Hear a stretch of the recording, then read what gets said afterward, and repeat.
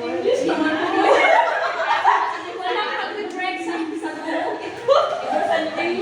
to tayo kung ilang kapakuha na. Happy travel. Enjoy your journey there. See you there. Wow. Sheila, magsalita ka din. Si Sheila. Oh. Sana kumakan ka na. Grabe naman. Kahit kung di pa nahanap tayo na ano dito, nagiging kaibigan nito. Tayo ba? Tayo ka pa nung kita kanina. Kahit konting pagtingin. Kikita pa rin tayo, magpakatatag ka lang palagi, mag-pray ka lang sa kay God palagi at mag-ingat ka. Nagwal na si Police namin.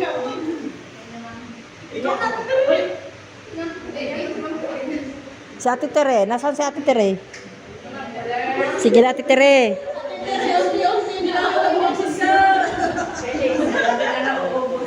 Ayun si Ate Tere. Naiyak.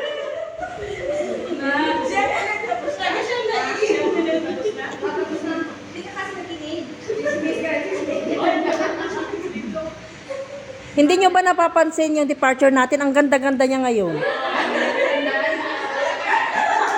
Nag-best makeup pa siya. Sabi niya, ito na yung pagkakataon ko na landiin ko yung mukha ko. Ito yung pagkakataon ng landiin ko yung mukha ko. Grabe talaga to si Mama. Kaya sa departure na alis mamaya. O sige na. Even na hindi naman kami masyadong nagkakasama kasi nandun naman siya sa ibang grupo or something na ano. Nung una ko talaga siyang nakita. Nung una ko talaga siyang nakita, parang yung feeling na suplada. So pag pag nakakasama mo naman siya is okay naman. Okay naman siya ka-banding. So yung mga dabarkads niya dun sa loob, ayun. Sana maging okay yung amo mo dun. Even na hindi naman talaga natin alam kung ano yung basta yun lang, wag lang talagang natin sa sarili natin na okay yung amo. Para hindi tayo madismaya pag nandun na. So ayan, thank you sa kunting time na banding. Sana pagdating doon kita-kita pa rin tayo. Okay. O si Ate Mercy naman. Naantok na si Ate Mercy. Si Ate Pacheco. Tapos na siya, hindi ko narinig. Oh. Oh, yung mga hindi nakakakilala kay ate na malapit din sa kanya, baka may gusto kang message. Ate Bero. Mabait ka doon dyan. Huwag kang mabait pinagin. Ako bahala ko pa sa school.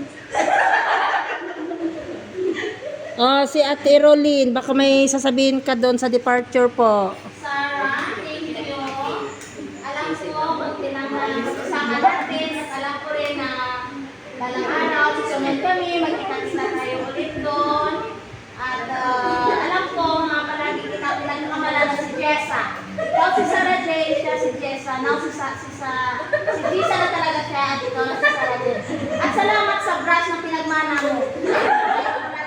Mag-ingat ka doon, Sarah. We love you. Ang sweet naman. Mag-speech pa ba ako?